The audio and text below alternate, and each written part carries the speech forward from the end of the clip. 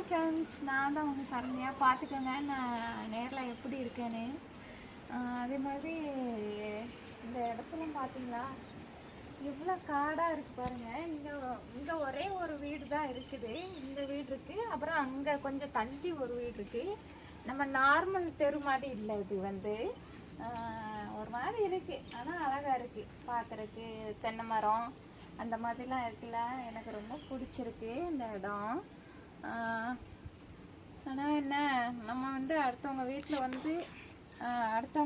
வந்து நம்ம இருந்துகிட்டே இருக்கக்கூடாதுல்ல, அவங்களுக்கும் கஷ்டத்தை கொடுக்கக்கூடாது நம்ம வந்து. அதனால் நான் வந்து எனக்கு முடிவு எடுக்க தெரியல தான். உண்மைக்குமே எனக்கு முடிவு எடுக்க கன்ஃபியூஷனாக இருக்குது.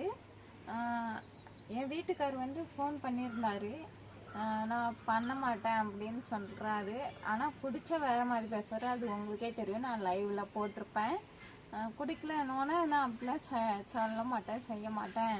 நீ திருச்செந்தூர்லாம் போகிறேன்னு சொல்லியிருந்த, இங்கே எதுக்கு நாகர்கோவில் இருந்துகிட்ருக்க, சரி வா அப்படின்னு சொல்லியிருந்தாங்க. இருந்தாலும் எனக்கு வந்து சரி போகலாம் அப்படின்னு தான் இருக்குது. அதுக்கப்புறம் மறுபடியும் அந்த மாதிரி பண்ணால் என்ன பண்ணுறது அப்படின்னு இருக்குது. அப்படி பண்ணுனா வந்து டிஎஸ்பி ஆஃபீஸில் போய் இது பண்ணலாம். நம்ம வந்து ப்ராப்பராக எங்களை விரட்டுறாங்க.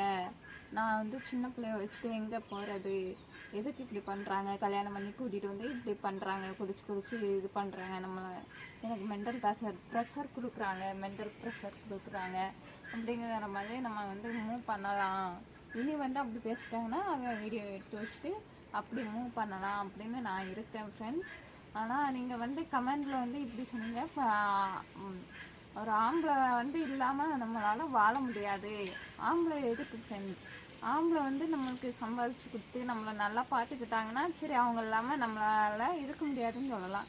இவங்க வந்து சம்பாதிச்சு கொடுக்கறது இல்லை ஃப்ரெண்ட்ஸ்.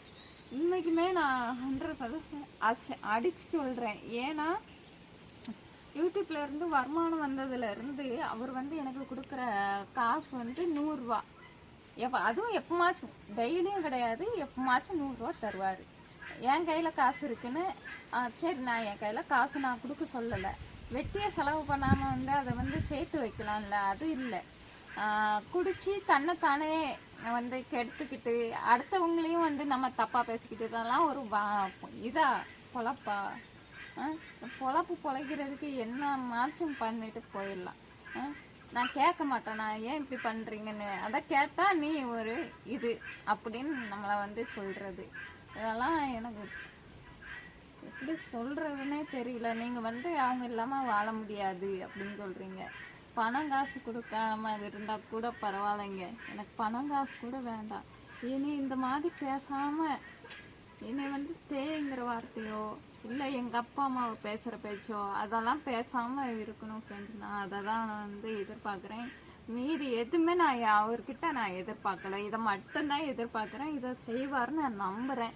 நான் அதை செய்யாமல் அவர் வந்து மறுபடியும் அதே மாதிரி பேசினாருன்னா நான் கண்டிப்பாக நான் வந்து அவர் மேலே வந்து பண்ணக்கூடியதை வந்து பண்ணுவேன்.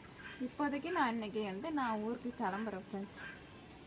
அதே மாதிரி எனக்கு அடைக்கலம் கொடுத்த ஜோஸ்பின் அவங்களுக்கு நன்றி. நான் வந்து எங்கே போகிறதுனே தெரியாமல் இருந்தேன்.